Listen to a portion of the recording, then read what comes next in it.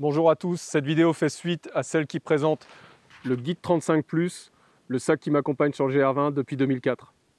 Dans celle-là, on va voir comment le remplir, avec pour objectif d'avoir moins de 10 kg. Je m'adresse en particulier à ceux qui vont partir avec moi cet été, mais aussi aux randonneurs qui souhaitent porter léger et qui vont se ravitailler dans les hébergements, ce que je vous conseille fortement. Pour moi, aucun être humain n'est fait pour porter du poids dans le dos, et en particulier sur un terrain compliqué comme le GR20. Sur le terrain, j'ai vu beaucoup de sacs mal construits, tordus, avec le poids en haut. Donc on va voir ce qu'on met dedans, mais surtout dans quel ordre et comment on le construit. La manière de construire son sac, c'est probablement le sujet le plus débattu chez les randonneurs. Chacun a ses petites manies, ses petites combines révolutionnaires. Alors je vais vous donner mes astuces personnelles. N'oubliez pas que tous les matins sur le GR, vous devez refaire votre sac. Plus vous serez sélectif dans le choix de ce que vous emportez, plus cette opération sera facile. Beaucoup de gens prennent de très gros sacs, mais évidemment, plus vous prenez un gros sac, plus vous serez tenté de prendre du superflu. À la fin, votre sac à dos doit être léger, compact et simple.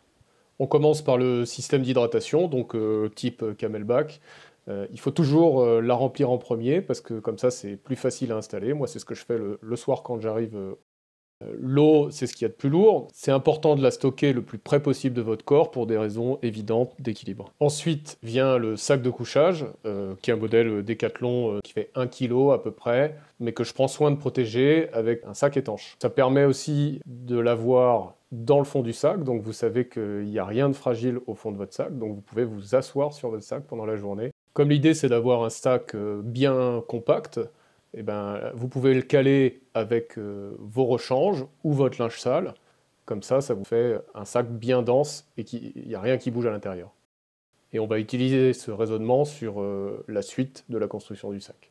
C'est notamment sur les rechanges que vous allez gagner du poids. Moi, j'ai 2 tenues pour l'ensemble du GR. Et je lave le soir avec mon savon d'Alep. Ensuite, je mets ma veste de pluie, donc Gore-Tex ou assimilée, une veste à membrane. Prenez-en une légère, ça suffit largement sur le GR. Il m'arrive aussi de prendre un pantalon de pluie, mais c'est quand même très rare, plutôt en début de saison ou en fin de saison. Évidemment, les jours de mauvais temps, je mets ma veste tout en haut du sac.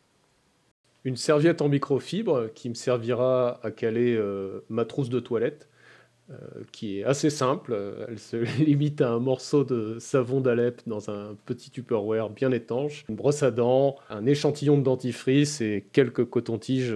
Naturellement, la trousse de toilette, c'est le gros poste sur lequel vous pouvez gagner du poids. Il y a des gens, par exemple, qui vont prendre du déodorant. Alors, moi, je trouve que c'est complètement inutile sur le GR, parce qu'on souvent on porte des vêtements en polyester qui sentent très mauvais. Donc, de toute façon, on sent mauvais. Je pense qu'il faut faire son deuil de ça. Le déodorant amène pas grand-chose. Le savon d'Alep permet aussi de se laver les cheveux. Enfin bon, après, tout ça se débat énormément, mais si vous voulez être à moins de 10 kg, bah, il faut faire ce genre de sacrifice. La nourriture, pour le midi en général, je la mets dans un grand Tupperware qui est bien verrouillé, qui a un système de blocage du couvercle. Et je le mets au milieu parce que c'est ce qu'il y a de plus lourd. Au minimum, une doudoune synthétique légère, c'est un élément de sécurité. Même au cœur de l'été, même en pleine canicule, il vous faut absolument ça. Et j'en prends une en plume, à petit bourrelet, en début et en fin de saison. Par contre, si c'est de la plume, il faut absolument veiller à l'isoler de la pluie si jamais il pleut. Donc je mets ma doudoune synthétique en haut du sac parce que c'est la première chose que je sors quand on s'arrête et qu'on arrête de marcher. On peut avoir froid, il peut y avoir du vent. Le gros avantage de ces doudounes, c'est qu'elles sont coupe-vent par rapport à des polaires et surtout, elles présentent un très bon rapport poids, isolation, volume. On va dire que 2 doudounes valent à peu près 4 polaires. Alors par contre, les doudounes ne seront pas respirantes, et c'est vrai que dans l'effort, vous allez transpirer plus que dans votre polaire. Moi, en début de saison et en fin de saison, en plus de mes 2 doudounes, je prends aussi un polaire. La lutte contre le froid, c'est le sujet sur lequel on ne fait pas de compromis. Ce n'est pas parce qu'on est en Corse qu'on n'est pas en altitude. Ensuite, dans la poche du haut, je mets les accessoires qui doivent être facilement accessibles, la lampe frontale, les mouchoirs. S'il vous plaît, ne prenez pas un énorme rouleau de PQ qui, une fois mouillé, sera complètement foutu.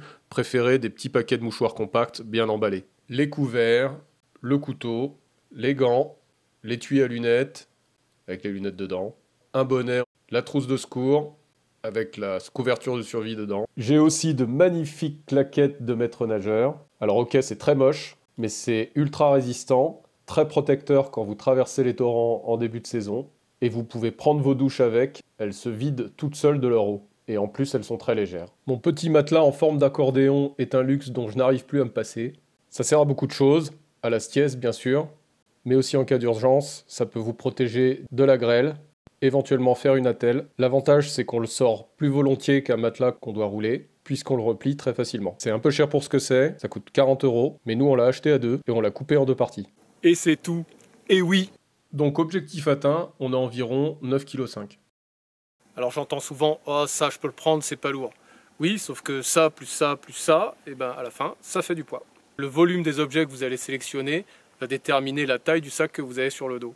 Être léger, c'est moins de fatigue, plus de plaisir et la possibilité d'être plus rapide pour ceux qui veulent. Et puis ça peut faire partie de l'aventure de se passer de tous ces objets qui nous paraissent indispensables au quotidien. Enfin, souvenez-vous qu'essayer un sac à dos dans un salon et l'essayer sur le terrain, c'est pas la même chose. Donc malheureusement, comme vous ne pouvez pas vous entraîner au GR20 ailleurs que sur le GR20, il faut anticiper ça et avoir le sac le plus léger possible. Encore une fois. C'était le sac idéal pour les personnes que l'on va accompagner cet été parce qu'on fait des séjours avec une assistance bagage. Si cette vidéo vous a été utile, n'oubliez pas de liker et de la partager avec vos amis. Vous pouvez aussi vous abonner à notre chaîne ici et aller faire un tour sur notre site. Vous y trouverez plein de conseils pour bien préparer votre GR20. Rendez-vous cet été. Allez, ciao!